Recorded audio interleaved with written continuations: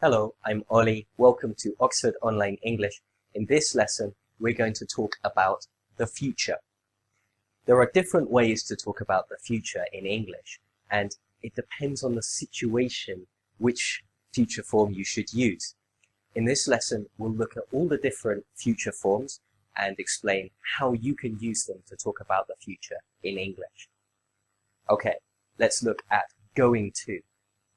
You can use going to talk about your plans for the future. For example, I'm going to apply for a new job next month, so I've already decided to do this. What are you going to do when you graduate? What are your plans? She isn't going to buy a motorbike, so she's decided not to. She doesn't have any plans. Going to has another important meaning. You can use it to make predictions. A prediction means you say what you think is going to happen in the future. For example, he's going to be happy when he hears the news. That's what I think. This is how I think he'll respond. Who do you think is going to win the match? So, what's your prediction? What's your idea? Who do you think will win? It's going to be hot next week. That's the weather forecast. We can also use the present continuous to talk about the future.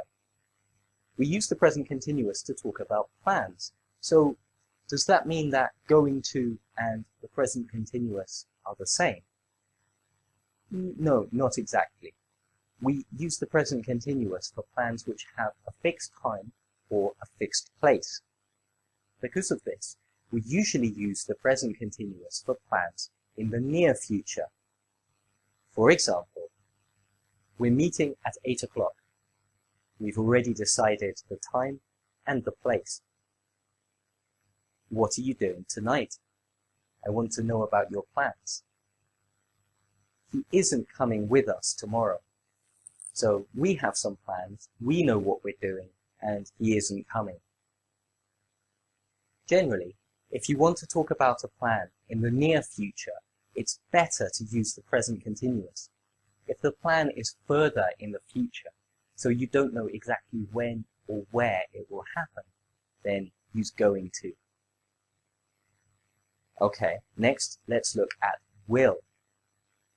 We use will when you decide and speak at the same time. What does that mean? Well, remember that we use going to for plans. If I say, I'm going to learn to drive, that means I've already decided this, and now I'm telling you about my plan. I decided before I opened my mouth. When you use will, it means you only decided right now. For example, I've got some spare time. I'll help you. So I can see you need help, and I decided to help you. Just like that. I didn't think about it before. It wasn't a plan. I just decided spontaneously.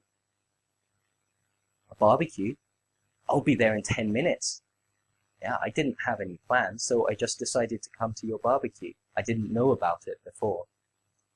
I'll have a cappuccino, please. I just decided what I wanted. I hadn't thought about it before. You can also use will to make predictions. Remember, we can use going to make predictions. Is there any difference? Not really. In grammar books, you can find that we use going to when there's evidence for your prediction and will when there isn't any evidence. But actually, in practice, it doesn't matter which one you use. Native speakers use both, and we don't really use them differently.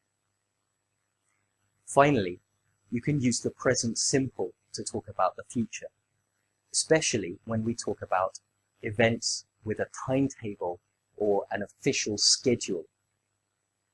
For example, the train arrives at 11:40. It says so on my timetable here. Class starts at 10 o'clock. The match is tonight at 7:30. Okay, so we've looked at 4 ways to use future forms in English, going to, will, the present continuous, and the present simple.